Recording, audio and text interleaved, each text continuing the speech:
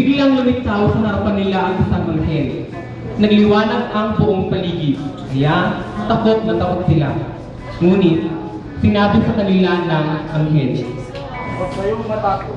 Ako'y may dalang magandang balita sa inyo. Pinanganak sa Bethlehem ngayong gabi ito, Jesus, ang inyong Mesiya."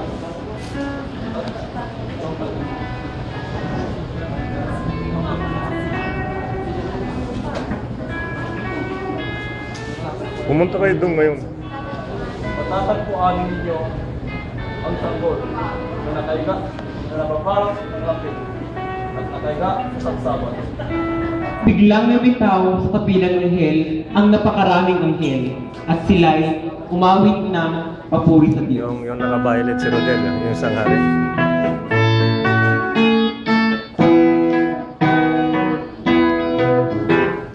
Papuri sa Diyos, papuri sa Diyos, papuri sa Diyos na kaitaasan.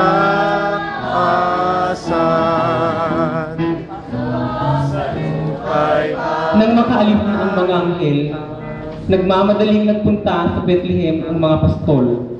Gusto nilang makita ang ibinalita sa kanila ng anghel. Si Rodel. Oh, wow.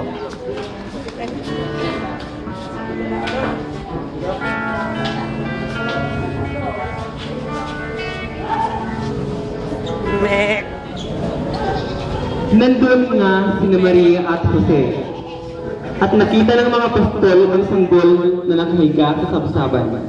Tuwang-tuwa sila. Kinuwento nila ang mga sinabi ng anghel tungkol sa sanggol na ito. Sinabi ng anghel sa amin. Alam niyo ba na sinabi ng isang anghel na pinanganak na si Jesus? Dumating naman ang ilang mga pantas mula sa silangan. Sinundan nila ang nagniningning na bituin upang malaman kung saan ipinanganak si Jesus.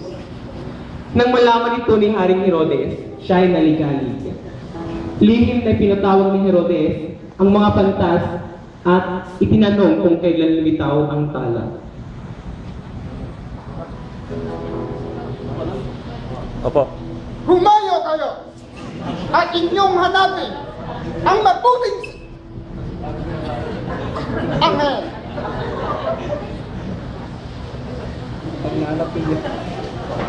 At inyong hanapin. Kaagad ipakita niyo sa akin at makapagsamba ko sa kanya. Naglakbay ang mga pantas sa Bethlehem.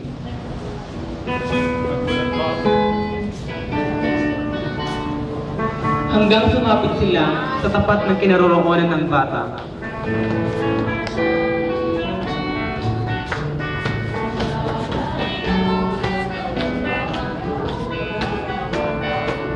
Tuwang-tuwa ang mga pantas.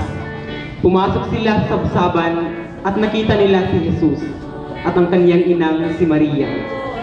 Lumapit sila at lumuhod at sumamba kay Jesus. Ibinigay nila ang kanilang regalo kay Jesus. Nagregalo sila ng ginto, insenso at mira.